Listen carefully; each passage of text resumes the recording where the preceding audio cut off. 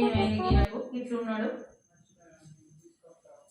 ఏమైంది అట్లా ఎందుకున్నావు? తీసుకురావాలా? ఏం లేదే. ఉన్నాయి నీకేం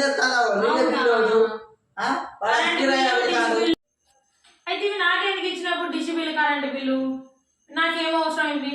నీకేనాదు ఒక ఫోన్ ఫోన్ ఫోన్ ఫోన్ పట్టుకునే ఉండు.